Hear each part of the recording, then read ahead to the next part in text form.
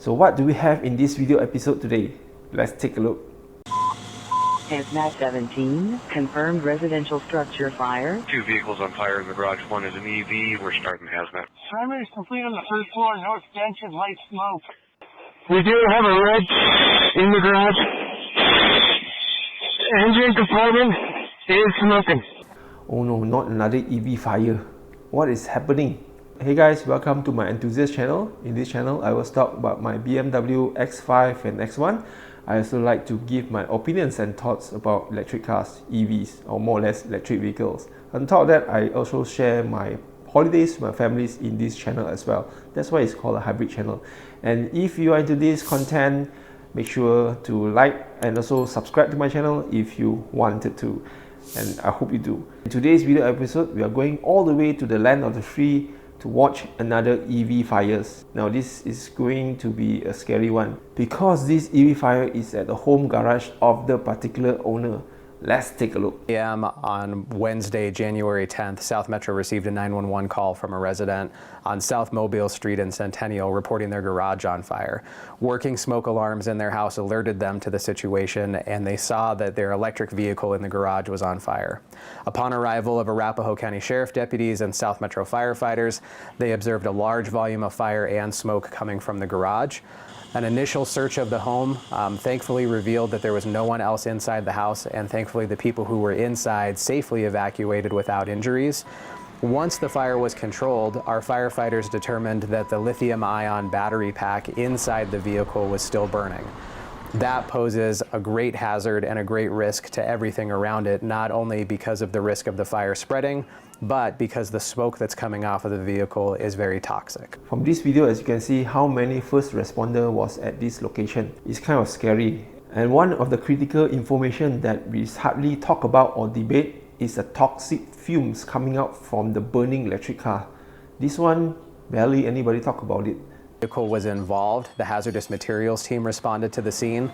Those apparatus are equipped with a specialized electric vehicle fire blanket, which is used to smother the fire. When the blankets arrived on scene,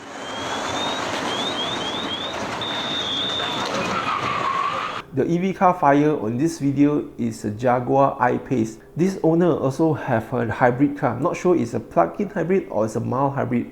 Regardless, it also has a lithium-ion battery inside the car.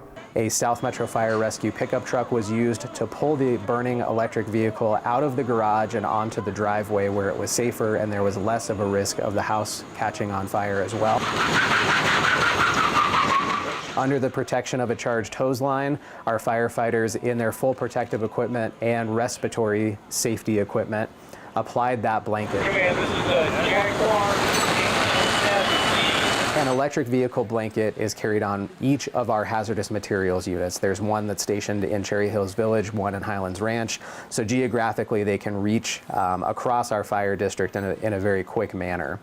Those blankets cost anywhere between $3,000 and $5,000, and the one that we are using here at South Metro weighs 62 pounds. So it's a very heavy blanket. It takes at least 4 personnel to put it on the vehicle. They're using respiratory protection while they're doing that so that they're staying safe and making sure that their airways are protected from that toxin. And the blanket itself is really just being used to suppress the ability for oxygen to get to the fire so that the fire cannot free burn. And since we Malaysians has more and more electric cars on the road, I don't know if our first responder, the firefighters, are equipped with this sort of tools. Remember guys, end of December 2023, there was a Mercedes-Benz EQB caught fire in the Mercedes-Benz dealer itself. Did our Malaysian fireman has this type of fire protection blanket to cover up the EV car? Do we have this type of equipment in Malaysia? I think this is one of the questions must be highlighted. The scene is relatively safe, and at that point our responders can take the time that they need to make sure that everything inside of the house is okay, that there was no fire extension, and then work on removing those vehicles. 2 blankets were used at this incident really out of an abundance of caution. Fire investigators determined that the red vehicle that you see in the video is where the fire originated, and that is an electric vehicle. The second vehicle in the garage is a hybrid, meaning it does have a lithium-ion battery pack in it. Since that vehicle did sustain damage in this fire, Out of an abundance of caution, our firefighters used the same protocol, covered it with the blanket, and took it to a safe location. Our biggest fear is that a fire could be smoldering undetected, and after the firefighters leave, a fire in the garage could occur again. So out of an abundance of caution, that vehicle was removed as well, and both blankets were used. Just for one car fire, so many firemen was on the location. Can you imagine if the mass implementation of EV in Malaysia and we don't have the right tools to properly fight this sort of EV fire? It will be quite disastrous, in my personal opinion. You guys tell me about it. If I'm wrong or I'm spooking out everybody, or it's just me that is having this question asked, right in the description below so we guys can talk about it.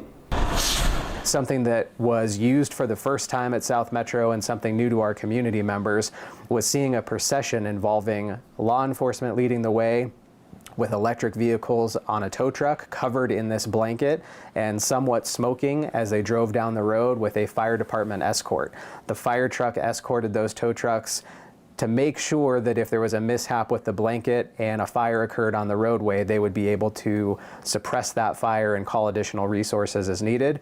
Thankfully, this plan worked as we thought it would, and the tow trucks got to the salvage yard safely without incident, and that's exactly what we trained for.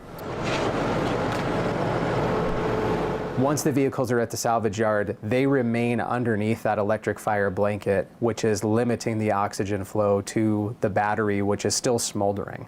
The idea is that it's preventing a fire from spreading and it's preventing open burning, and eventually that battery pack will cool down to the point that the fire will just be extinguished. So I'm going to stop there. If you want to watch the full video, I'm going to share in the description below here so you guys can go and watch the link directly. The question is, I've been trying to ask everybody, do you dare to park your EV cars at your home where your family resides and charge it?